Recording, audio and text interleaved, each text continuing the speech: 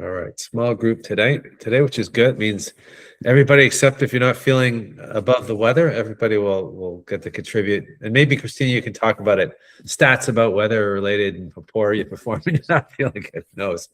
But so today we're talking about sector stuff, and just caught myself up in terms of, so there's two things we talk about. The beginning of the month is kind of like more broader stuff you would share, still water cooler kind of conversations if you're working together in the same office, but this is more what's broader going on in the environment, not necessarily you, but it could be how it's impacting you. And then the third Tuesday of the month is, really what's changing with you. And that could be anything, right? Pricing, it could be positioning, it could be a new client that's taking you in a new direction, but it's more like an update for us to get to know you better. This is an update for us to share what's going on in the environment. And I'll kick it off like I usually do. I was scrounging a little bit, but I did post on LinkedIn. I was listening to an interesting episode of, it's called Think Talk. It's called Learn How to Speak When You Have a Microphone. It's called Think Fast, Talk Smart. And clearly I haven't listened to enough episodes, so who knows.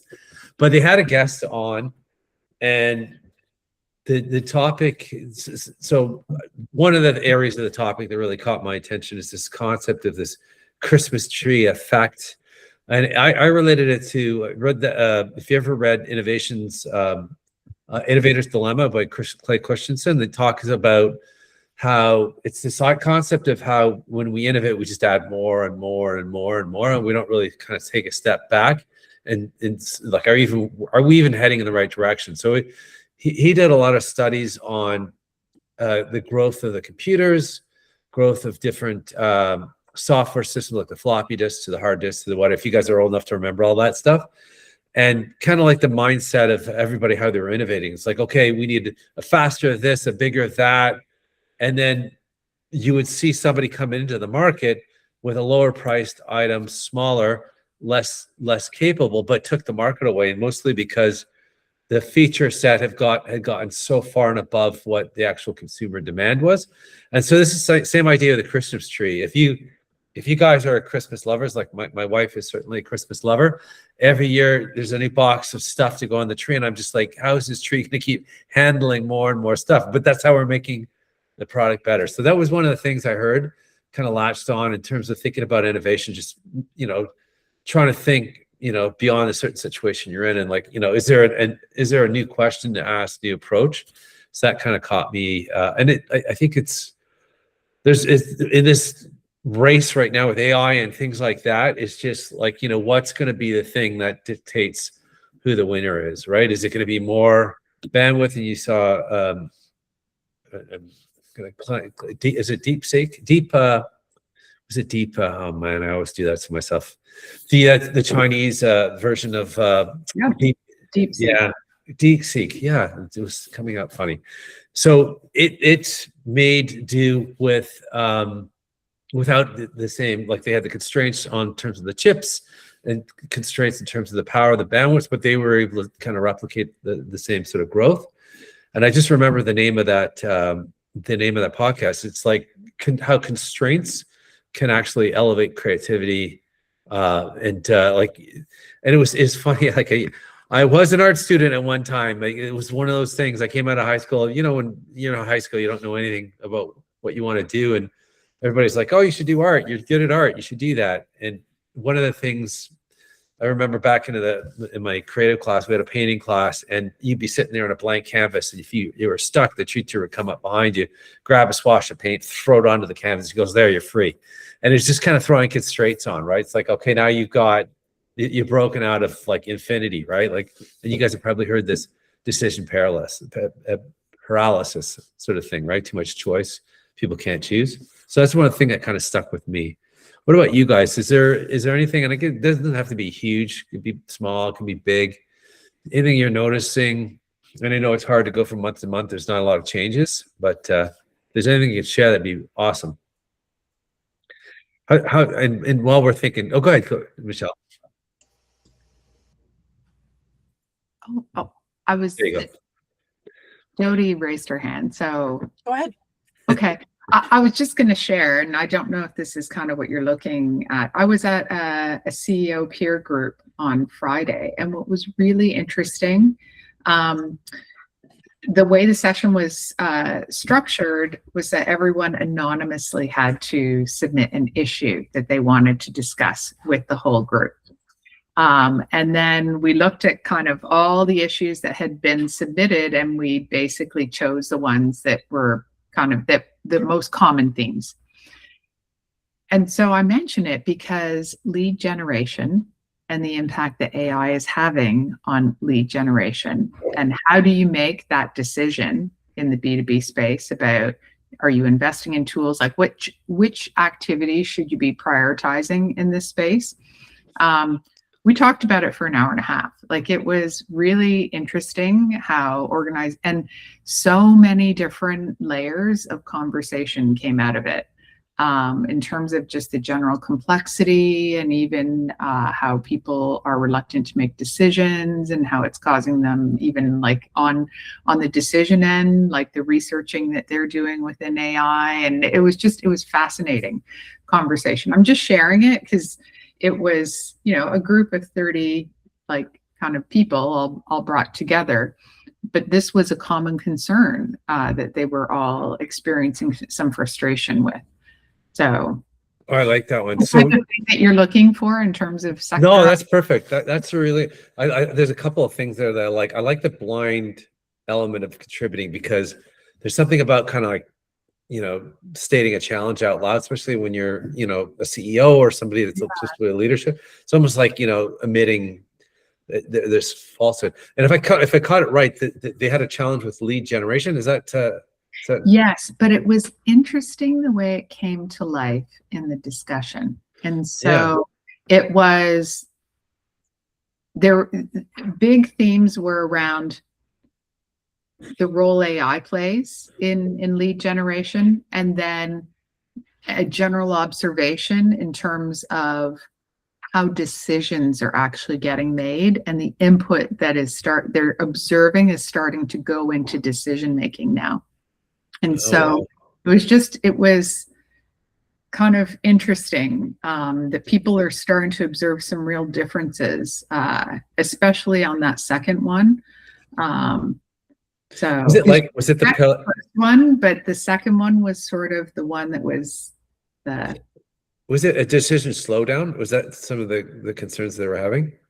It was a decision slowdown, but also the competition of dealing with the AI research as you're going through the process. And the leads one, you got me thinking about, and this is just my thought, nothing necessarily what you're doing, but just sort of like how fear of missing out sort of plays into sales. Like, do you are leads low or are they high? If you don't know the context of what else is going on in the market, if you're thinking AI is driving a ton of leads for everybody else, but not you, that was part of it. And then are they the right leads and things like that? So we didn't even get into that. In terms of, do you really need to be generating leads? And, like that wasn't it. It was more about kind of approaches to lead gen, and then kind of what's happening once you have a lead, in terms of that conversation. Oh, that's excellent. Yeah, that's good. Sure. Go ahead, Jody. To actually go off of the impact that AI is having, I'm noticing right now that people are putting these ideas into Claude and ChatGPT and Gemini and everywhere else, and the results are coming back, and it's actually challenging how business owners are making decisions, because they're like, well, Claude is telling me that I should do this, so maybe I should overhaul my business and do this. And I'm like, what are you doing? And it's like, having your concepts challenged and giving you a different perspective is one thing, but I'm noticing more and more conversations that start with, okay, Jody, so you and I talked last week or last month or whatever about doing this for, my business, and I've been working on that. And then I put this question into Claude, and they said I should be doing this instead. And I'm like, okay, but did you also tell Claude that you're located in Hamilton, Ontario, and that you work with these types of businesses, and this is the revenue you generate, and this is your lifestyle? And they're like, no. And I'm like, so Claude just thinks you should quit your business and go start up a convenience store, and you're believing it? So there's one side of it where it's starting to distract people away from their realities. I love the idea of it presenting new knowledge and new information and concepts that maybe you've never given thought to, but people are having this blind faith in this technology that they're literally allowing themselves to go so far as to say, yep, somebody told me I should do it differently, so I'm just all in. And I've had a lot of conversations probably over the last 3 months that I've had to talk people off of ledges and give some like reality to it. So that's my 2 cents for that. And then I do have another sector update. It's about AI, but it's not related to the decision making. So Marta has her hand up. So I'm gonna, if it continues this path, and I'll circle back later. Perfect. Thanks. No, Jody, you can go ahead. I can wait. Oh, it's a kind of like a different subject though. It's kind of like, yeah, that's why I'm like, I'll circle back to it, because I'm noticing how people are not, it's still blind faith with AI, but it's like their documentation is getting impacted. So it's a slightly different, it's not the decision paralysis or the decision impact. So I want to continue with that conversation if you have feedback on that first. Well, sorry, I don't really have feedback on what you're saying, but although I'm experiencing that myself, meaning like, yeah, the end all be all is the tool right now, as opposed to the human behind the tool. And I think we've all shared that concern that, we have to keep drilling down to everyone, mostly our clients, that AI is a tool. So let's use our tools smart, but let's not make them smarter or the smart thing that just because we are smart, right? So that's kind of funny. But what I wanted to talk a little bit about is that what I'm noticing more and more is that brand is equaling more of an experience. So for Michelle, you don't know me, but I'm a branding designer. So what I do a lot with my clients, of course, is I try to establish what is their brand from the foundation up. And basically, when I'm going through my questionnaire with them, which is that's why I call myself a strategy first designer or a clarity first designer, try to use these different adjectives to describe that you're not just going to come to me and say, I want circles and squares and red and blue. Like that's one of the deliverables you're going to get at the end. And hopefully it's all going to be fantastic. But really, brand for me is what I'm starting to see more and more. It's that it's more than just the visuals. And I think maybe Miranda can chime in on this if she'd like. So it's not just the logos and the colors is what people understood it to be before. But now when you look at other companies, and maybe like a big company like Apple is a good example, where they treat their packaging and their retail and then your product interaction, like when you go to the store, it's all under the umbrella of their brand, right? It should always have been, but people weren't really in tune to that. They weren't really picking up that this is all about the brand. So now I feel like it's kind of a question I have is like, so is branding more owned by like the company than it's owned by marketing anymore these days, right? Because marketing is kind of helping to just feed this through the machine. But that's more and more why you have to be the face behind your brand, right? You can't just be a collection of words that might be well crafted or a collection of, awesome visuals that are really well designed. So it's just what I'm starting to notice more and more. And again, not that I work with Apple, I wish I could say I did, but some of my clients that are a little bit larger, they're starting to kind of understand this. It's not just about investing in those things, the little assets, the logos, the colors, the brand guide, right? It's a lot more bigger than that. So did you want to tackle that, Miranda? Yes, I totally agree with Marta that the brand is not just, the logo, the color, the design. It does go beyond that. But actually, I was kind of hoping that we could have Michelle introduce herself because none of us actually know who Michelle is. We know each other, but if Michelle could tell us about herself, then we have a better understanding of where she's coming from. That's fair. Good call, Miranda. Okay, perfect. I'll give you quick 5 minutes. So I am a marketing consultant. I basically support B2B SaaS and tech services companies that are $1 million to 10 million in revenue. And I support them as as they start to scale and their growth starts to slow. So basically, you get a little bit bigger, you start bringing more people, things become less efficient, you need a new strategy. And so I'm very much focused, I can relate to what Marta was saying, starting with strategy first. So I go in and I will diagnose kind of what's happening kind of end to end with a client. And then I'll prioritize, these are the activities for you, not just kind of this is what I give everybody, but this is what your team can actually handle. And this is what I recommend that you do next. And then I'll do the first round of everything with them so that they understand kind of what that new way of working and approaching the market actually looks like. So I have a technical background. I actually started out as an engineer. I moved into product development, product management, and then I've worked basically in every part of marketing over the course of my career. And kind of Bell, Rogers, like I've done big marketing. I've also done a few small ones. I ran a small real estate venture about 10 years ago that had 30 people. So I've lived kind of on both ends of the spectrum and marketed to all sizes of business. So, and I'm most passionate about this particular sector in particular. I find you can have the most impact with these clients.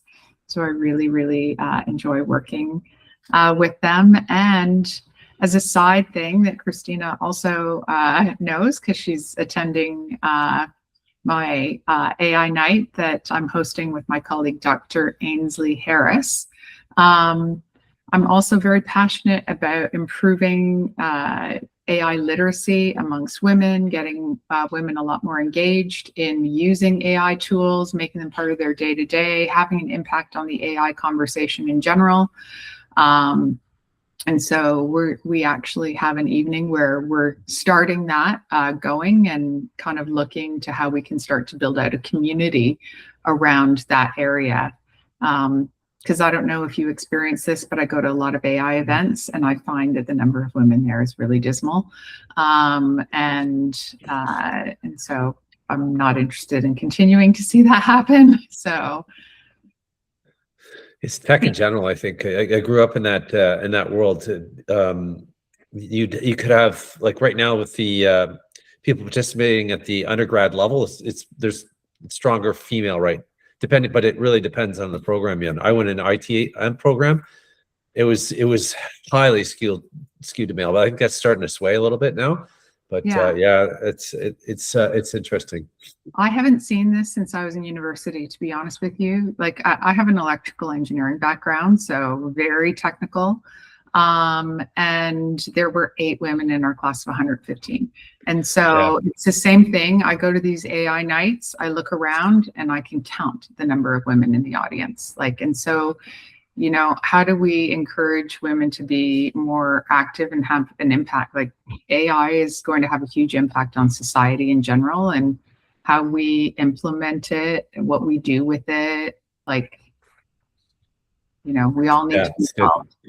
I like that. I do remember seeing your post now, Michelle, and talking about it. It's a great topic. And I love it you guys are doing. What's the attendance like so far? Is it pretty good or? Yeah, we have a pretty good group of people. We still have spots though. So if people are interested in coming, Christina, let me know what it is and I'll share it with the group for sure. Not now, you don't have to, just send it to me after. I'll never remember now anyhow. But you guys you can tell these guys for sure, absolutely. Right now. So just give me a second.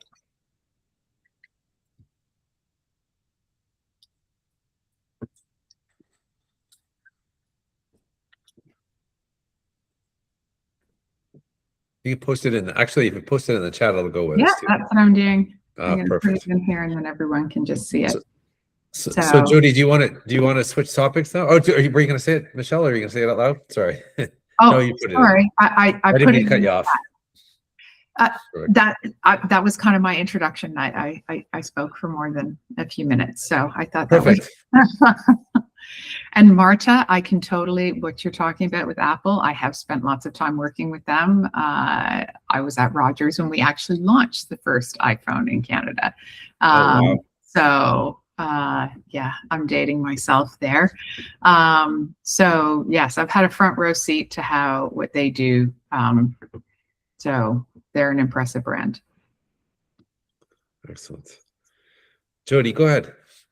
So that'll leverage quite nicely into the other update that I wanted to share. So I was preparing for this meeting today, and I was like, we talk a lot about AI, and I'm like, I have a new trend to share with you. So and I went back as far as I could for this year, back to January 1st, and I have met with 7 people who have got their wills done online and used AI to fill them in. Oh. And they have errors on them. Okay, so the legal side of things they filled in. Okay, that's gotcha. right. So Gotcha. they Okay. downloaded a template, or they went into, again, AI, and they're like, access a will for me, got a template, put in some of their basic details, allowed it to auto-populate with AI, pulling from their website and whatever other documents they uploaded. And some of them, all 7 people that I met with, they all have errors on their wills, and they paid to go get them notarized or stamped or whatever. And my same question for all these people is, did you not proofread it? So I go back to a lot of Miranda's and your conversations regarding the human side. Where was the human in this? And I love the fact that AI probably took 3 hours out of your life, so you reclaimed those hours so you didn't have to fill in all of this stuff manually.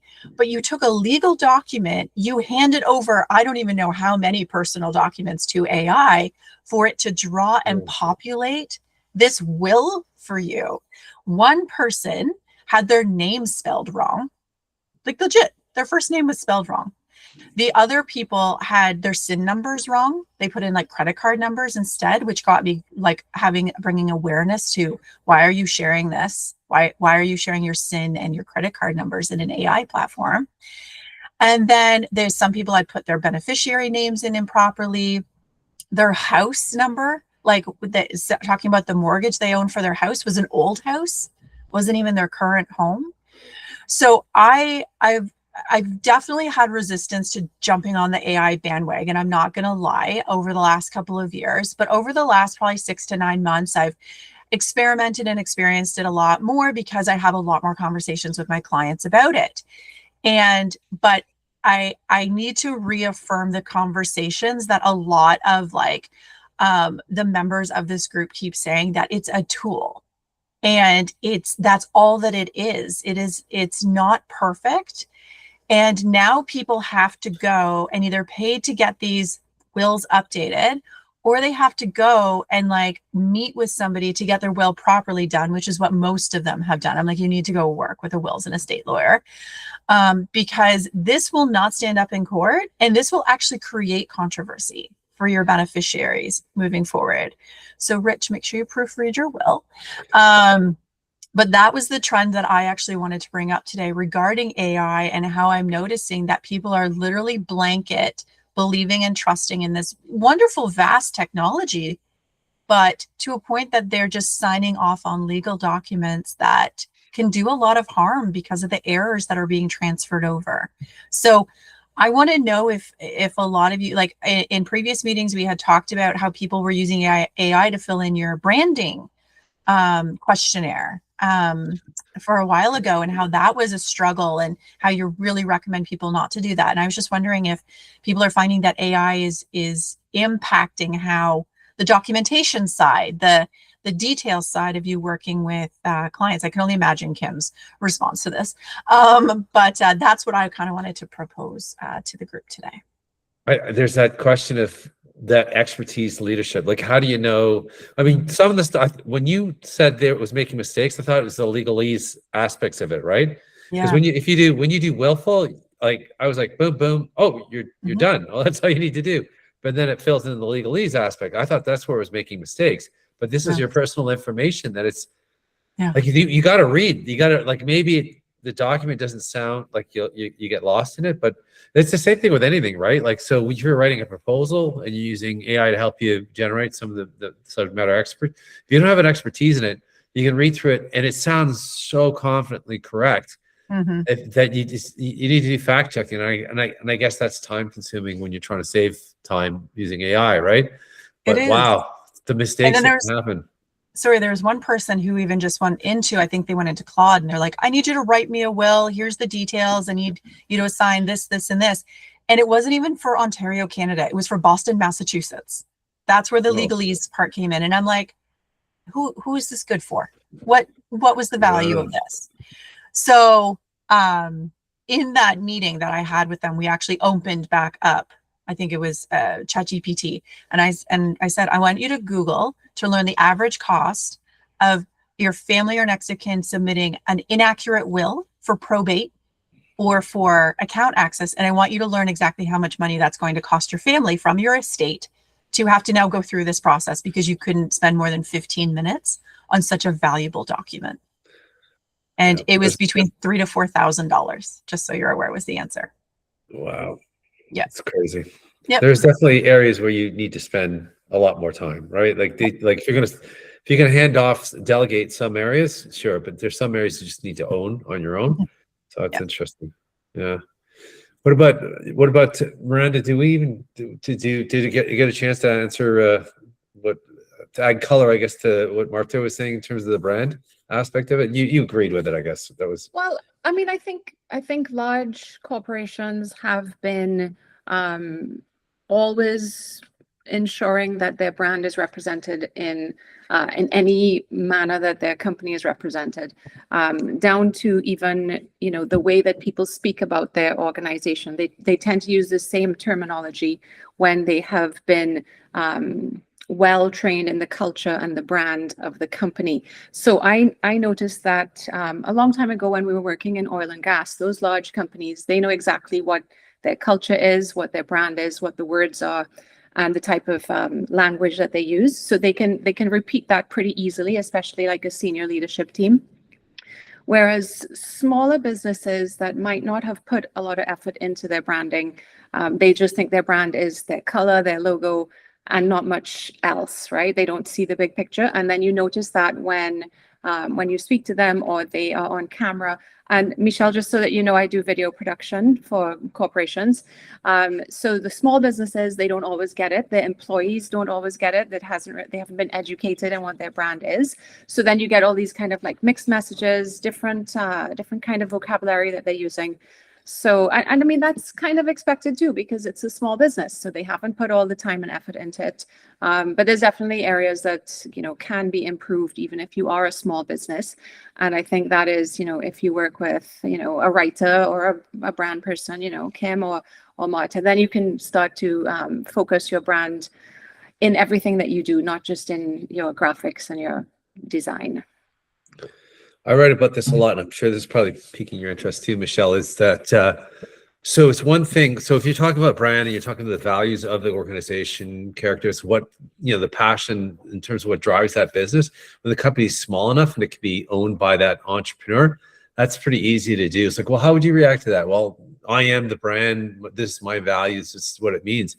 But as you add more employees, especially when you get down to that middle manager layer, and you're trying to keep that voice consistent. Well, nobody knows what's in, what was the original founders, or unless they've written it down, unless they've taken some time and effort to say this is how it's going to, unless they've shared that out and put mechanisms in place, it just doesn't happen. Because there's the inward and outward aspect of brand too, right? I was talking about brand positioning, or just strategic positioning, right? Is how they talk about it. For me, when I was in school, anyhow, there's only two different ways that you could position yourself. One is by low cost, like a Walmart, and you devote all your energies and operational income, all your capital into operational, to make sure that you can drive your delivery down and own that price. But it's really hard for you to make moves and changes on that because you've invested in one way of doing things, right? And the opposite is called differentiation, where you differentiate, so you think you move more towards the consumer in terms of what their needs are, and that makes you feel like more quality, like this is for me. And then there's ways to focus in on in and around that. So when I think about branding, I'm thinking about how you appear to others so how your customer service is, what you say to people, what your warranty is, what your guarantee is, what the quality of your products is, all say something about your brand. And those are things that you can control, but then how those are perceived back at you also state what your brand is, right? So that all that stuff starts to loosen up the moment you add more team members and you haven't got that infrastructure in place. So I don't know, Michelle, if you were seeing the same sort of, you're thinking the same sort of thing as that, because that's sort of what you own as well, a little bit of that. 100%. And so I literally, for clients, one of the first things that I have found in every client I've supported is that they need that grounding. And so I actually document I have a framework that I use for messaging, right from how you define your ICP, assessing your competitors, looking kind of at customer need, outcome, differentiation, and then kind of your voice. What is your tone of voice? And I'll document all of that with them. And then I literally will teach them how to ingest this into an AI tool to then have all of their content be consistent. Because it's like, otherwise, yes. And this is when I say I target companies over $1 million, because most of the time what I find happens is that they've started to hire a few other people to do sales. They now have a couple of other people in product. And now it's not just the founder who's having all those conversations. Other people have to have those conversations too. And it's like everyone has a different version of it. It's crazy. So yeah. I can see Kim has a comment. Yeah, no, I knew that. I was going to go to Kim anyhow. So go ahead, Kim. Yeah, this is just a great conversation. And Michelle, I'm a writer, just for your background. So obviously, like, AI has impacted my business huge. And so I just wanted to touch in first on what Jody had mentioned, and how, Jody, how you say, it scares me how people are just blindly trusting AI for like sensitive documents. Like, it's not, like, it's so incredibly scary. And so what I do with my clients is, when I talk to them, like, I say that it's a tool that can be used to help you, but I really make it clear that if they're giving me, let's say, a document like a blog, a newsletter to review, or any material, I say that you have to be giving me accurate information. Like, and I put into agreements with my clients that, like, I won't be held liable if you're not giving me accurate information. So that's just kind of like a safeguard that I put in place with my clients to protect myself. I don't know if it's something that any of you ever do, but it's something that I have found helpful, because I know a lot of people don't read. They'll just send me stuff, and then there have been like information that's not accurate. And I can help build your story and help you craft your messaging. But if you're not giving me the right information, it's really shouldn't be on me as the writer. So I really work closely with making sure that that's clear with my clients. Yeah, go ahead, like Michelle. one of the things that I do with clients is I will ask them to, like, let's look in your CRM, and I want to look through their discovery calls, their win report, their loss report, and I will actually use that data to identify what do their customers actually need, what outcome are they actually looking for, because I find too many times, and it'll give you verbatim comments too then from their actual clients. Like, so it's not what ChatGPT or Perplexity or an AI tool has kind of made up. It's like, let's use your data and actually do some analysis and see kind of what are customers saying to you.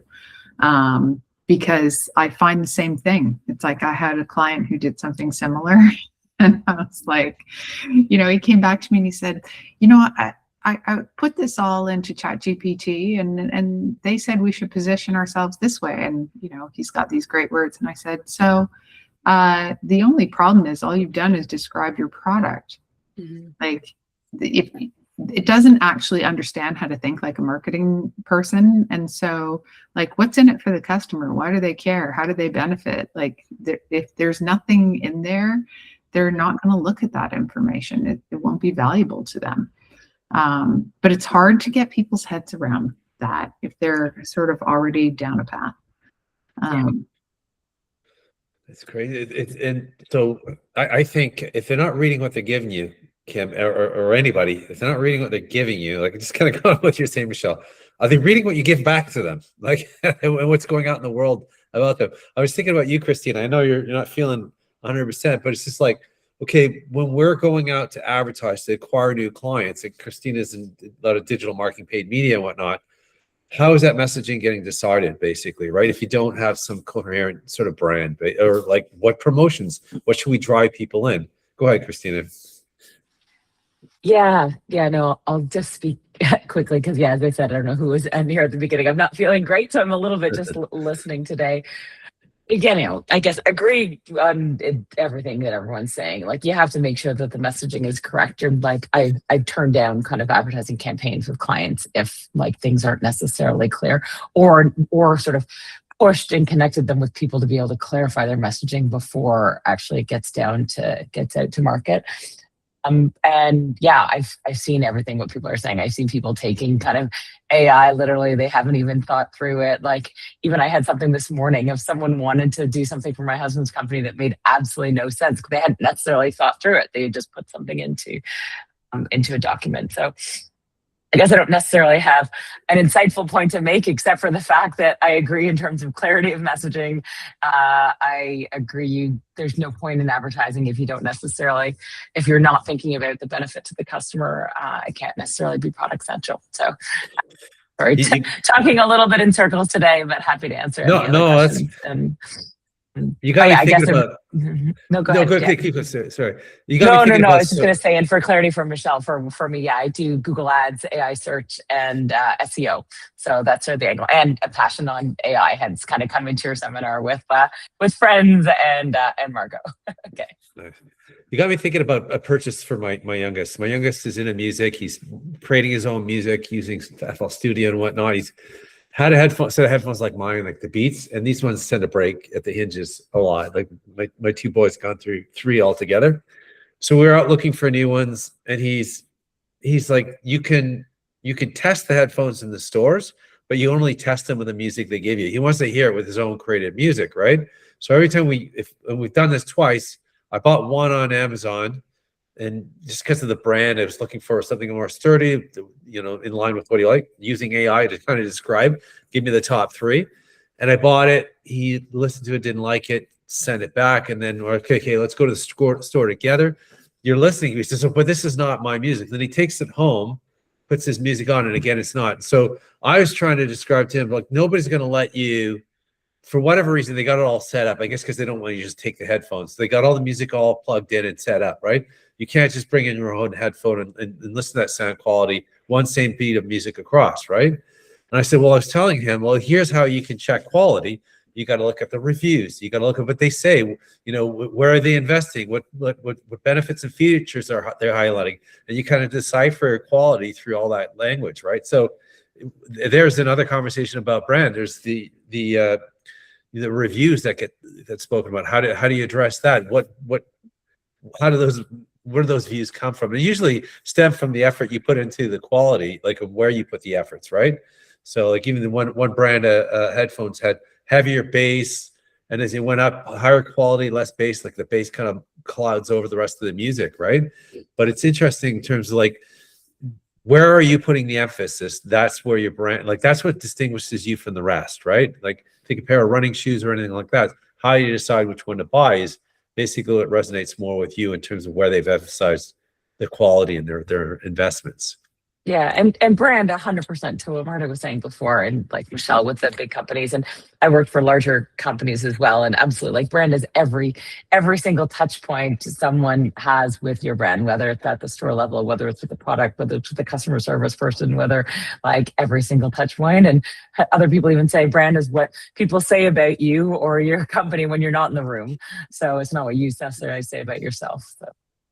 Yeah, inward, outward, exactly. What else? Go ahead, Michelle. But if you think about it, those big companies, they indoctrinate you every single day with the brand. It's like the hallways, the words on the walls, like it's there all the time. And so you're like, you just cannot help but absorb it in those large organizations. And so these little companies, like, they're just trying to figure out where the next buck is coming all the time. And so to keep them on the same message is a serious challenge. It is, but how do you grow if you don't not to the same level, but you got to make some decisions in terms of how to control it. You do, and honestly, you got to try. Like, I try and keep it as simple as possible, but it's sharing like all the time, so that people sort of, after a while, you're kind of building that mini indoctrination into things, but also letting people know why it matters. I think a lot of people don't understand why it matters. It's like, consistency builds trust. It's like when you meet with 3 different people and they all tell you a slightly different version of the truth, kind of put your guard up a bit. Like, that's how we just naturally react as people. So, yeah, 100%. And if you don't, from the staff's perspective, they don't understand the why, then there's just memorizing a phrase that has no meaning or context to them, right? So, yeah, it's tricky. But it's interesting, and even think about that will, Jody, in terms of like the will's your last sort of statement about who you are and what you. It would be easy if, hey, we just resurrect Rich, bring him from the dead. He can tell you exactly what he intended for that, right? And it's the same thing. I remember working in a small agency where the owner had a voice in everything, closed almost every deal, introduced the client, was an important factor. And then when he was too busy to not be in there, I was more thinking about what would they say versus me just being freely talking on behalf of the company, knowing what that company's positioning is, right? It puts you in a really awkward spot for the reps to do well and whatnot. But there's a correlation differently for the will and stuff like that. But what else, guys? What else have you seen in the market? Anything else? One thing to jump on what you had just said, Richard, just to like finish that thing, is that the brand is important not only outward but also inward for employees. So your point of like, if you didn't feel confident in knowing what you could speak about the company or what the values were, or even like, I think about even a small thing, and I'll take it even just going back to Jerry's company this morning, is that like they talk about always how important all the employees are, not, but they hired someone in Ontario region, posted it on social media, but their BC team, he didn't actually send a note out to the whole team talking about this company hire. So you talk about how your like employees are important and communication is important or whatnot, but not necessarily living it. So I think your brand has to sort of like, you can say who you are, both to your customers and internally, but obviously you have to live it in every little action, as small as it is. But which is like what Michelle was saying, it's really hard. Like, you've only got so much time, only got so many resources. But you're right. Like, the one little faux pas, and it's like, oh, this thing just spun itself, right? Go ahead, Martha. What I was going to say also, I'm noticing, and maybe they're not doing it 100%, but they're talking about it. And I am talking more about the mid-sized client, not the big corporations, but brands are building more community based on tight like circles, right? So it's like they're focusing less on going viral, for instance. Let's use that like buzzword, right? Going viral. Instead, they're trying to like build these like niche groups or membership-based type things. And what's happening there is they're finally starting to realize, like, is it better to have 1,000 true fans or have 1 million passive followers? Right? Because that's what, and let's be honest, in the beginning of all of this sort of social media, digital marketing world, it was all kind of like, how many followers can I get? If I can amass the world, then I'm successful, right? But we can all attest to this. I mean, how many of us have people on our LinkedIn that were like, who is this person? I don't remember why I accepted this invitation. I can be honest and say that sometimes. I'm like, oh, okay, made sense at the time. Or, it was just a quick accept and I'll reach out to them after, and then it doesn't happen. So okay, that's a bit of a different thing because it's very one-on-one. But what I'm trying to say is, going viral doesn't necessarily mean success for a brand, right? And when you do that, you have, the old adage is it's better to get noticed than not get noticed at all. But really, I don't think that's so much the case anymore. People are, again, they're trying to really understand, like, I want a true follower and someone who wants to be a good customer to my brand or a good potential influencer, like whatever their role may be. So I just noticing that even today, I had a conversation with one of my clients. He's in a very specific market. It's, excuse me, he makes cabinetry. So almost very trade, right? Very specific to that, to building and whatnot in that sector. And he said, like, I don't have my people going on TikTok at night. These aren't my followers. They're not the average, maybe it works for the fragrance company or the so-and-so SaaS company or whatever. He was talking about behavioral patterns. And I thought, how smart that he knew enough to react this way and push back on somebody that said, you should have this kind of campaign and you should be on this platform and this is your audience and this is why. And he kind of quickly said, no, that's not how my business model works, right? So I like that companies, like, again, as in the mid-management or upper management, is starting to realize that they don't just have to jump on the bandwagon. Like, they really have to understand how their company works and who is following them. That's a really interesting one. There's a lot of examples where talk about guerrilla. So I had a project for Green Party Canada. Talk about a party had absolutely no funds, right? And we talked about what's the strategy to get out. They wanted to get like every political company wanted to touch more younger people and whatnot.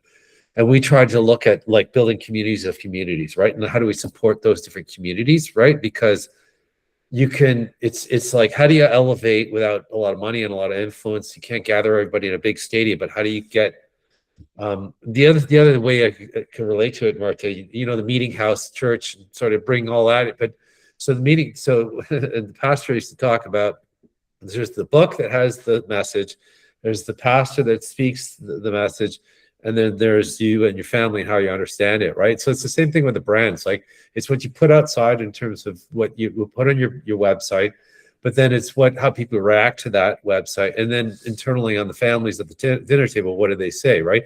And how do you control all that messaging? But if you can get really tight in with these smaller communities, you're gonna have a better understanding what their pain points and needs are, and you can more relate to them, right? And then that relationship is stronger, right? Than to the weaker. Like, you talk about the passive one, and you reminded me about communication. We always talk about communication. It's so much easier to sway somebody's on one or other ale of this extreme scale, because you can move them. Somebody's sitting in the middle, you can't move them, right? They're just happy, go lucky. They have no real weight in it. But I think that's that sort of community aspect of it. I don't know if there's that, and then this fear of the story getting away from you and in the wrong context. So those are the two things I was thinking about when we were saying that. It's ironic. I was listening to a podcast it was going into Doug Ford and how they call him Captain Canada, and how his brand, if you will, is sort of unfolding now. And they were talking about how it's like the one guy compared it. I love the analogy. The barnacles. It's like sailing. You gather with two politics. You gather barnacles, one bad story after another bad story after another bad story, and eventually all those barnacles kind of weigh you down and take you down as a organization or as a political leader. But it's interesting. Yeah. That's why I kind of try to stick into the weeds and grow in that in terms of that's my messaging anyhow. How do we help you with, and I've been playing around with this term now. I remember I worked for a guy in mutual funds. He says, I want to democratize mutual funds, because at one time you can only buy certain funds if you can put they had a limit of the size of the investment. So if you, in a mutual fund, you can go and invest in smaller scale and contribute. But he wanted to democratize. So I'm same thing. Like, how do you democratize the cost of software, basically? Like, how do you bring, and same thing with you, Michelle. If you're working from 1 to 10 million organization, they're not scaling at the same level as somebody with 50 or 100 million, right? So how do you handle the same challenges they have as those larger companies with much less resources and much less tools, basically? So. Wow, I rambled on there. Almost killed the whole rest of the time. That's good. Keep talking. We'll be done. No, it's good. What do you guys think? Does that land with you, democratization, or is that just too big a word? I remember when somebody said that to me. For me, it just means freeing it up, making it available to everybody. But does it sound like too much of a mouthful? Anybody? Honestly? Yeah. Yes, please. For me, it does. I feel like it's a bit of a generic word, and it's not specific enough to like who you are as a brand, Richard. Like you're so much more personable than using a word like democratization. It just doesn't resonate for me, for you. There's got to be a different way of saying that, like how yeah. to bring these to the masses, right? Like, yeah, interesting. Go ahead, Michelle. You look like you're ready to say something. Yeah, I just want to kind of support something that Marta was talking about, this whole concept of community and community building. And I think people crave relationships, like it's human nature, okay? And so, COVID and too much AI, and it's like, I think you're going to find more and more these communities and groups that foster community. Like, I had coffee with a woman who's like a serial entrepreneur. She's actually working on her third or fourth, I think it's her fourth company right now. And she's not doing any advertising. All she's doing is running these different communities. And she said it's killing it for her. Like, and I just thought it was so interesting. She hosts sessions for her, prospective clients to come together and discuss a topic. She's not even pitching at them, but just being in the room. And because she's that host and she meets all these people, it's providing a great opportunity for her to sell her services into them, and they trust her. So it's just fascinating to see. I think you're going to see more and more of this. So it's like a counterbalance to the broadcast, like to the influencers that have all the people watching. It's kind of a counter to that. I think about Avon, and if you ever get it sold Tupperware, like those little communities of your neighborhood that has the built-in trust already within it. So interesting. Yeah. All right. Well, that's good. So any last words? Got a couple of minutes left. No? This was great. Thank you for including me. My pleasure. It's good. I'm the only male on this show. I'm gonna cuss all the other guys that didn't show up, but we didn't get into anything that it matters. But there's been there's been talks that we've had where it mattered much. But I love the fact that you're doing the AI for women. And you shared it with me. I'll share it with you guys in our. We have an app too. I think did I show you the app too? Yeah, I'll share it with them in that as well. Excellent, guys. Well, enjoy May. It's supposedly going to be when the flowers. We already talked about flowers at the beginning of this. Could have been the flower talk if we let it go a little bit more. And we'll talk in the third Tuesday, which is, I don't even know, not next week, but the week after that. So excellent, guys. Well, have a fantastic month. Talk soon. Everyone. Great to Bye, see guys. everyone. Thanks, everyone. Great seeing everyone. Bye, everyone. Bye.